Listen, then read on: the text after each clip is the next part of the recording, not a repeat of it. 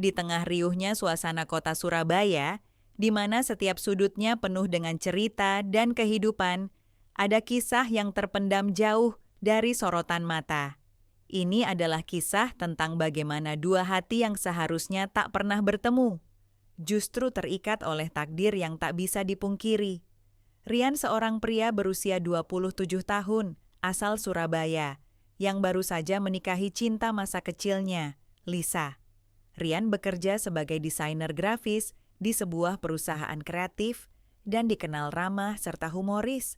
Namun, meskipun memiliki kehidupan yang tampak sempurna, ada sesuatu yang mengusik pikirannya. Hubungannya dengan ibu mertuanya, Nia.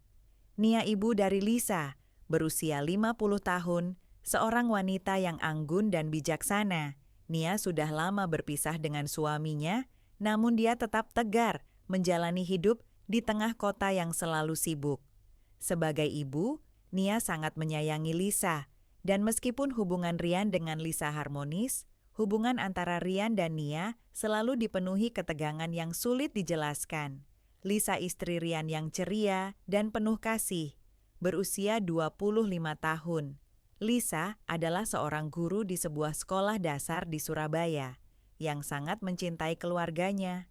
Meskipun hubungannya dengan ibunya dekat, dia sering merasa ada jarak antara Rian dan Nia yang tak bisa dia mengerti. Rian baru saja menikah dengan Lisa, namun kedekatannya dengan Nia, ibu mertuanya, selalu terasa aneh. Suatu sore, setelah acara keluarga di rumah Nia, Rian duduk di beranda rumah yang menghadap ke jalanan Surabaya yang sibuk. Ia memikirkan obrolan ringan yang terjadi di meja makan tadi. Nia selalu memberikan perhatian penuh pada Lisa, dan Rian merasa seolah-olah ia tak cukup dihargai sebagai menantu.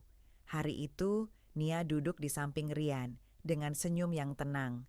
Mereka berdua terdiam beberapa saat, memandangi keramaian kota di bawah mereka. Nia, aku merasa seperti ada sesuatu yang mengganjal antara kita, kata Rian pelan, berusaha membuka pembicaraan.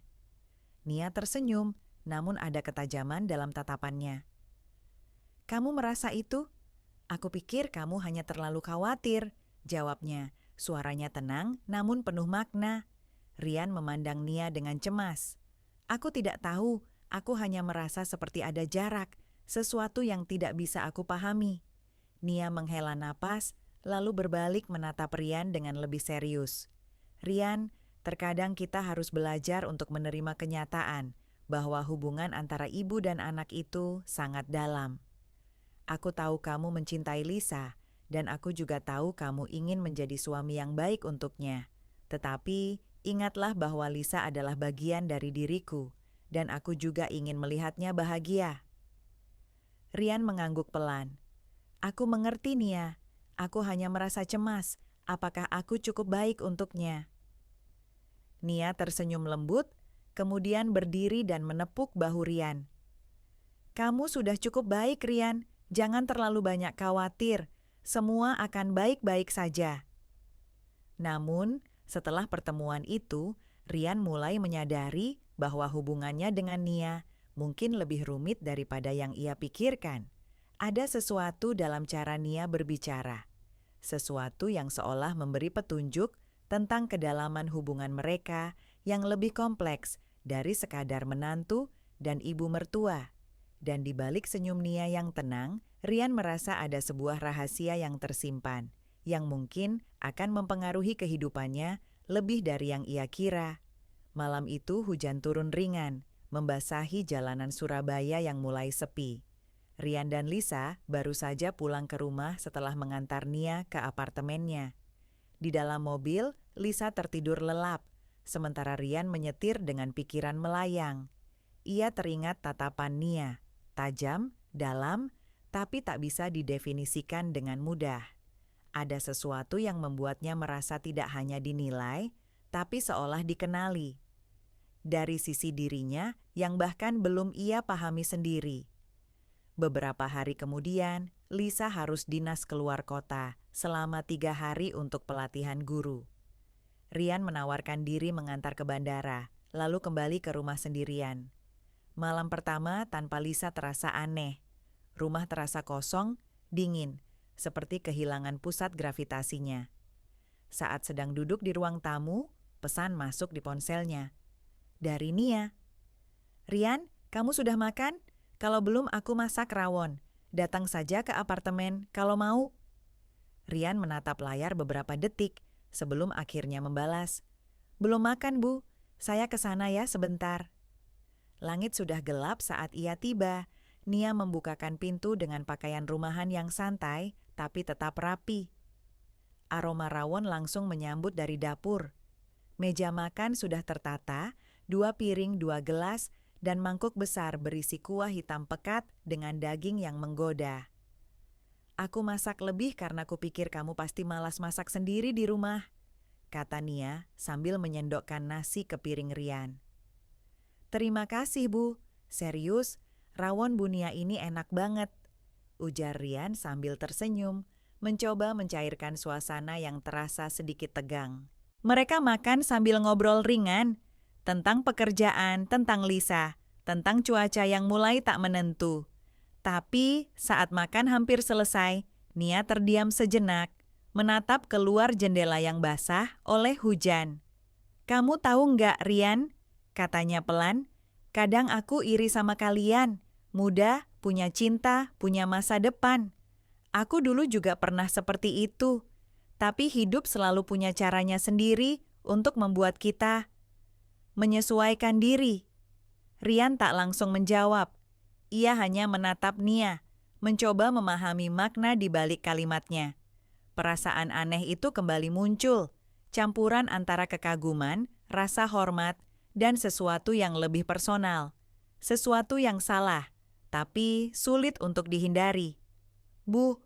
Rian membuka mulut, tapi tak tahu harus berkata apa.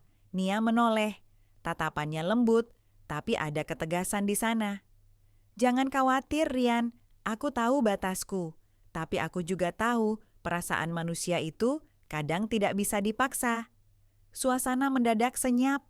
Hanya suara hujan yang terdengar, deras mengetuk jendela. Rian berdiri pelan, meletakkan sendoknya. "Saya pulang dulu, Bu. Terima kasih rawonnya." Nia hanya mengangguk, tanpa berkata apa-apa. Tapi saat Rian melangkah ke pintu, Nia memanggilnya. "Rian." Ia berhenti, menoleh. "Kamu hati-hati ya, bukan cuma di jalan, tapi juga di pikiranmu." Rian menatap mata Nia, lama. Lalu ia mengangguk pelan dan keluar, meninggalkan apartemen yang tiba-tiba terasa jauh lebih sempit dari sebelumnya. Di mobil, saat menyendarkan kepala ke sandaran, Rian menutup mata. Dan ia sadar bahwa yang paling sulit bukanlah memilih, tapi bertahan agar tidak tergelincir. Tapi, apakah ia masih di tepian atau sebenarnya sudah jauh melangkah tanpa sadar? Keesokan harinya, langit Surabaya cerah. Tapi bagi Rian, pagi itu terasa kelabu. Ia bangun lebih awal dari biasanya. Tidur semalam tak nyenyak, bayang-bayang obrolannya dengan Nia masih melekat kuat. Kata-kata terakhirnya semalam terus terngiang. "Kamu hati-hati ya, bukan cuma di jalan, tapi juga di pikiranmu." Di kantor, ia mencoba mengalihkan perhatian dengan tenggelam dalam desain dan revisi klien. Tapi setiap kali membuka jendela email atau menatap layar terlalu lama, wajah Nia melintas begitu saja. Rian memijit pelipis. "Gila, gua kenapa sih?" Sore harinya, sebelum pulang, ia membuka ponsel. Ada satu pesan baru dari Lisa. "Sayang, aku kangen. Tadi malam mimpi kamu peluk orang. Ternyata itu bantal. Haha, pulang cepat ya nanti." Rian tersenyum getir. Pesan itu terasa seperti tamparan. Ia balas cepat. "Aku juga kangen. Hati-hati di sana ya." Namun, sebelum ia sempat menyimpan ponsel, satu notifikasi lain muncul, dari Nia. "Aku tahu kamu sibuk, tapi kalau kamu butuh tempat cerita, kamu tahu kemana harus datang. Tidak ada emoji, tidak ada basa-basi." Tapi dalam satu kalimat itu, Rian merasakan sesuatu yang mendesak, yang menggoda, yang salah, tapi nyaris terlalu nyaman untuk ditolak.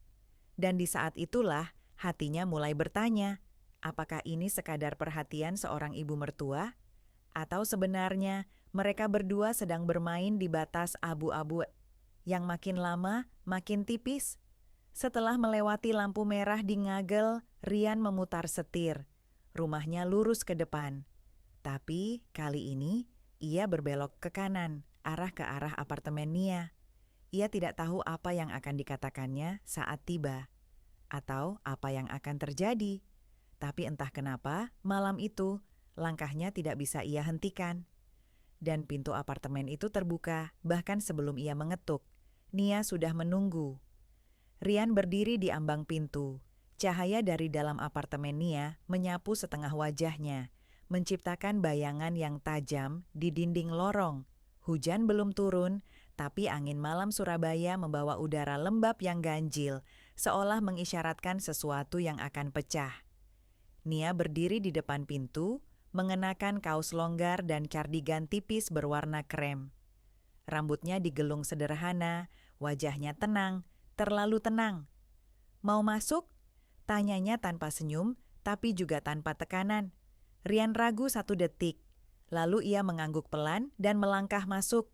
Bau familiar menyambutnya, bau bunga sedap malam, dan kopi yang baru diseduh. "Aku cuma bikin kopi, mau?" tanya Nia sambil berjalan ke dapur tanpa menoleh. "Ya, boleh," jawab Rian, suaranya pelan. Mereka duduk di ruang tamu, 2 cangkir di atas meja kecil. TV menyala tapi tak bersuara, hanya gambar berita malam yang terus berganti. Rian menatap cangkirnya, lalu Nia. "Aku nggak tahu kenapa aku kesini," katanya jujur. Nia menatapnya, mata coklatnya tak berkedip. "Tapi kamu tetap datang." "Aku nggak bermaksud." "Melanggar?" potong Nia. "Atau merasa kamu sudah?" Rian tertunduk. "Aku cuman bingung." Nia tersenyum tipis, bukan senyum menggoda, lebih seperti senyum seseorang yang tahu terlalu banyak tentang hidup. "Kebingungan itu tanda kamu masih peduli, tapi juga kamu lagi diuji." "Maksudnya?" Nia menyandarkan tubuh, menatap langit-langit sebentar. "Aku dulu pernah seperti kamu, Rian. Menikah muda, cinta mati, lalu lambat laun, merasa sendiri meski berdua. Hati manusia berubah. Tapi bedanya, aku tidak pernah punya seseorang yang jujur bilang dia bingung. Aku cuman memutuskan sendiri dan salah." Hening menggantung di antara mereka. Lalu Nia bangkit, melangkah ke jendela dan menarik sedikit tirai. Dari balik kaca, lampu-lampu kota terlihat seperti bintang-bintang yang dipaksa hidup di tanah. "Lisa mencintaimu," katanya tanpa menoleh. "Dan aku tahu kamu mencintainya juga. Tapi apa kamu cukup kuat untuk tetap di jalan yang benar, meski hati kamu nyasar sebentar?" Rian berdiri, tangannya gemetar, tapi suaranya tegas, meski lirih. "Saya nggak akan hancurkan apa yang saya punya. Apa yang kita punya, cukup sampai di sini, Bu." Nia berbalik, matanya berkaca-kaca, tapi dia mengangguk, perlahan. "Kalau begitu pulanglah, dan cintai dia, lebih baik dari hari ini." Rian tak berkata apa-apa lagi. Ia hanya mengambil jaketnya, membuka pintu, dan menatap Nia sekali lagi sebelum melangkah keluar. Hujan turun saat itu, kecil, nyaris seperti bisikan langit. Dan untuk pertama kalinya malam itu, napas Rian terasa ringan. Tapi di dalam apartemen, Nia berdiri mematung, memandang pintu yang baru saja tertutup, dan tahu bahwa tak semua kisah yang benar harus terus berjalan. Beberapa cukup menjadi luka kecil yang disimpan diam-diam. Beberapa hari berlalu sejak malam hujan itu. Rian tak pernah lagi ke apartemen Nia. Ia mencoba mengalihkan pikirannya sepenuhnya pada Lisa, yang kini telah kembali dari pelatihan. Mereka menghabiskan waktu bersama lebih sering, berjalan di Tunjungan Plaza, makan di warung langganan mereka di Keputran, dan tertawa seperti dulu. Tapi sesuatu di dalam hati Rian tetap menyimpan jejak samar, bukan karena keinginan, tapi karena kesadaran. Nia di sisi lain tetap diam, tidak ada pesan. Tidak ada telepon, seolah malam itu adalah garis penutup yang disepakati tanpa kata-kata. Tapi dalam setiap keheningan yang Nia lalui, ada satu suara yang tak bisa ia usir. Suara langkah Rian saat pergi malam itu. Tegas, penuh keputusan, tapi juga membawa separuh dari sesuatu yang pernah nyaris tumbuh. Suatu siang, Lisa dan Rian makan bersama di rumah. Suasana cerah, suara ayam goreng menggoreng di dapur, dan aroma sambal tomat menguar di udara. Lisa menyuapi Rian dengan sendok kecil sambil tertawa, manja seperti biasa. Mama kok jarang kesini ya akhir-akhir ini? Tanya Lisa, santai. Pertanyaan itu menampar pelan. Rian terdiam, menatap piring sebentar sebelum menjawab. Mungkin Mama lagi banyak kegiatan. Kamu tahu sendiri, dia kadang tiba-tiba sibuk sendiri. Lisa mengangguk, tak curiga. Iya sih, tapi nanti aku telepon deh, ajak nginep sini pas weekend. Kangen suasana rame di rumah. Rian tersenyum, pahit. Boleh, nanti kita siapin kamar yang nyaman buat Mama. Malamnya, setelah Lisa tidur, Rian keluar ke balkon. Angin Surabaya berembus hangat. Di genggaman ponselnya, ia membuka daftar kontak. Jempolnya berhenti di nama Nia. Lama ia menatap layar itu, sebelum akhirnya menutup ponsel tanpa mengirim apapun. Ia sadar kini, tidak semua hal perlu dijelaskan. Tidak semua luka perlu disembuhkan. Ada yang cukup dibiarkan menjadi bagian dari kedewasaan, dari pilihan, dari batas. Dan di tempat lain, di apartemen yang tenang, Nia duduk di depan jendela, secangkir teh hangat di tangan. Di pangkuannya, sebuah buku terbuka tapi tak dibaca. Ia memejamkan mata, lalu menghela napas panjang. Keduanya tahu, tak ada yang kembali seperti semula. Tapi justru karena itu, mereka tumbuh. Dengan diam, dengan perih, dengan sadar bahwa cinta yang benar, terkadang adalah yang tak pernah dimiliki. Seminggu berlalu, dan pagi itu datang dengan aroma hujan yang belum sempat turun. Rian bangun lebih awal, entah kenapa. Di sampingnya, Lisa masih terlelap, rambutnya berserakan di bantal, wajahnya tenang seperti tak ada dunia yang lebih penting selain mimpi yang sedang ia jalani. Rian menatapnya lama.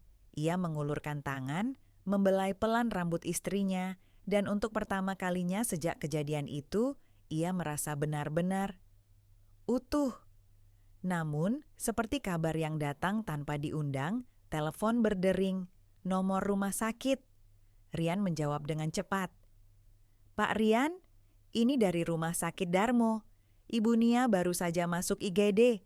Tekanan darahnya drop, dan kami butuh keluarga datang secepatnya. Jantung Rian seperti ditarik turun ke perut. Ia membangunkan Lisa dengan pelan, menjelaskan semuanya dengan suara pelan tapi tergesa. Mereka bergegas ke rumah sakit tanpa banyak bicara, hanya tatap-tatapan yang penuh tanya, cemas, dan sisa-sisa cerita yang belum sempat disusun. Di ruang gawat darurat, Nia terbaring dengan infus di tangan dan monitor detak jantung berdetak lembut di sampingnya. Wajahnya pucat, tapi tetap anggun. Saat melihat Lisa, ia mencoba tersenyum, lalu matanya berpindah ke Rian. Pandangan mereka bertemu dalam sunyi. Tidak ada kata, tidak perlu. Tapi dalam tatapan itu, mereka tahu, luka lama itu belum sepenuhnya sembuh, tapi tidak akan dibuka lagi. Lisa menggenggam tangan ibunya. Ma, jangan bikin aku panik gini dong. Nia tersenyum lemah. Maaf ya Lis, cuman kecapekan. Kebanyakan mikir kali. Lisa tertawa pelan sambil menyeka matanya. Udah tahu suka mikir sendiri, tapi keras kepala nggak mau cerita. Rian berdiri di ujung tempat tidur, memegang pagar besi itu dengan jari-jari yang gemetar ringan. Hanya sesaat, mata Nia kembali bertemu dengan matanya.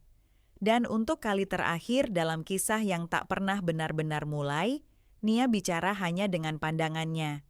Kita sudah selamatkan? Rian mengangguk kecil. Sudah, dan akan tetap begitu. Saat dokter datang dan mempersilakan pasien istirahat, Rian mundur perlahan, menarik napas panjang, lalu berjalan keluar ruang perawatan. Di koridor, hujan akhirnya turun, diam-diam, pelan, tapi tak terhindarkan. Dan Rian tahu, hujan ini bukan pertanda akhir, tapi awal yang bersih dan penuh kesadaran. Beberapa bulan berlalu sejak kejadian di rumah sakit. Surabaya mulai memasuki musim kemarau, matahari bersinar lebih garang, dan sore-sore menjadi waktu favorit banyak orang untuk duduk di teras sambil menyeruput es teh manis. Begitu juga di rumah Rian dan Lisa. Sore itu, Lisa tengah menyiram tanaman sambil bersenandung kecil. Rian duduk di kursi rotan, membaca buku arsitektur, mencoba fokus meski pikirannya kerap melayang. Di meja ada 2 gelas es teh dan sepiring tahu isi hangat yang baru digoreng Lisa. "Rian," panggil Lisa sambil tersenyum. "Mama katanya mau main ke rumah minggu depan, tapi cuma sehari. Katanya udah jarang-jarang keluar sekarang." Rian mengangguk. "Iya, baguslah. Mungkin dia juga pengen ngumpul bareng." Lisa duduk di sebelah Rian, menyandarkan kepalanya ke bahu suaminya. "Kamu tahu nggak, sejak Mama sakit itu, dia jadi agak beda, lebih tenang, lebih nyantai. Kamu ngerasa gitu nggak?" Rian diam sebentar, lalu menjawab, "Iya. Mungkin sakit itu bikin dia mikir ulang soal hidup. Kadang kita butuh berhenti sejenak buat sadar apa yang penting dan apa yang cuma lewat." Lisa menatap wajah Rian. "Kamu juga ya, kayaknya akhir-akhir ini kamu berubah. Lebih dewasa, lebih tenang. Aku seneng lihat kamu kayak gini." Rian tersenyum. "Aku cuman lagi belajar untuk nggak kehilangan apa yang penting." Sore itu berlanjut dengan percakapan ringan, tawa kecil, dan cerita-cerita sederhana. Tapi di dalam hati Rian, ada satu ruang kecil yang diam-diam ia tutup rapat. Bukan untuk dilupakan, tapi untuk dijaga. Dan ketika minggu itu tiba, Nia datang seperti yang dijanjikan. Ia membawa kue lapis legit kesukaan Lisa dan duduk di ruang tamu dengan baju santai dan senyum hangat yang baru. Tidak ada percakapan panjang antara dia dan Rian. Hanya salam, anggukan, dan sekali tatapan singkat. Cukup untuk menyampaikan satu hal. Semua sudah di tempatnya masing-masing, dan begitulah seharusnya. Malam harinya, setelah Nia pulang, Rian duduk di ruang kerja kecil di lantai atas. Lampu meja menyala redup, buku catatan terbuka di depannya, tapi pena di tangan tak kunjung menulis. Suasana rumah tenang, Lisa sudah tidur lebih dulu. Tapi Rian belum bisa memejamkan mata. Ada sesuatu yang menggantung, halus tapi nyata. Sebuah bayangan samar yang tak lagi mengganggu, tapi juga belum benar-benar pergi. Ia membuka laci meja, mengeluarkan sebuah foto lama, foto pernikahannya dengan Lisa. Di pinggir kanan foto itu, samar-samar, tampak Nia berdiri dengan senyum hangat, memandang mereka berdua. Saat itu ia hanya melihat sosok ibu mertua, kini ia melihat lebih banyak kekuatan, luka, dan pilihan-pilihan sunyi yang tak pernah diucapkan. Pikirannya melayang kembali pada percakapan terakhir mereka sebelum Nia pulang tadi siang. Nia sempat menoleh saat pamit di depan pintu. Hanya sekilas, dengan suara rendah yang hanya bisa didengar Rian. "Terima kasih, sudah tahu kapan harus berhenti." Rian mengangguk. Tak ada yang lebih pas untuk dijawab selain diam. Malam itu, ia menulis di buku catatannya. Bukan sketsa bangunan, bukan perhitungan atau konsep proyek, tapi sebuah kalimat. "Cinta yang bertahan bukan karena kuat menggenggam, tapi karena tahu kapan harus melepaskan." Ia menutup buku itu, mematikan lampu, lalu berjalan menuju kamar. Di dalam, Lisa tidur dengan posisi miring, menyisakan ruang kecil di sisi kasur. Rian masuk ke dalam selimut, mendekat, memeluknya dari belakang. Dalam pelukan itu, ia tak lagi merasa terbagi, tak lagi bingung, hanya ada rasa tenang dan pilihan yang telah ia pegang erat. Di luar, langit Surabaya cerah, tak ada hujan, Tapi dalam hati Rian, untuk pertama kalinya sejak semua dimulai, tak ada badai lagi. Pagi menyapa dengan lembut. Matahari menyelinap pelan melalui celah gorden kamar Rian dan Lisa. Udara hangat khas Surabaya mulai masuk, membawa suara motor lalu lalang dan aroma kue basah dari tetangga yang bersiap jualan. Lisa masih di kamar mandi ketika Rian turun ke dapur. Ia menyalakan mesin kopi, lalu berdiri di depan jendela, memandangi halaman kecil mereka yang penuh pot bunga warna-warni. Dulu, ia tak pernah peduli soal tanaman. Tapi, sejak kejadian-kejadian itu, ia mulai menyiramnya sendiri setiap pagi. Ada rasa tenang yang aneh setiap kali air menyentuh tanah. Seperti dunia yang sempat goyah kini, perlahan kembali tertata. Ponselnya bergetar di atas meja. Sebuah pesan masuk dari nomor tak dikenal. Rian membukanya dengan alis mengernyit. "Saya titip Lisa. Jangan biarkan dia merasa sendiri seperti saya dulu. Nia." Hanya itu. Tak ada balasan yang perlu ditulis. Tak ada kata yang bisa lebih tepat dari diamnya yang sekarang. Tapi pesan itu menancap pelan, dalam. Bukan sebagai ancaman, bukan godaan, tapi sebagai pengingat. Bahwa semua ini, rumah, cinta, keluarga, adalah tanggung jawab dan warisan rasa. Lisa muncul di ambang pintu dapur dengan rambut masih basah, mengenakan kaos longgar dan senyum khasnya. "Harum banget. Kamu bikin kopi ya?" Rian membalik badan, tersenyum, dan menyodorkan cangkir. "Yang paling kamu suka, hitam tapi manis." Lisa mencicip, lalu tertawa kecil. "Kamu makin paham aja ya." Rian menatapnya lama. "Aku harus paham, karena yang kayak kamu nggak boleh disia-siakan."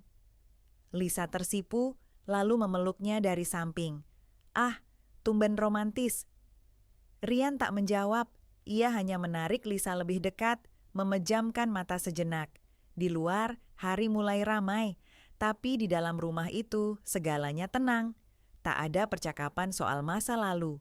Tak ada penyesalan yang dibuka ulang, hanya cinta yang terus dijaga, dengan cara yang lebih dewasa, lebih sadar, lebih dalam, dan bagi Rian, itu lebih dari cukup.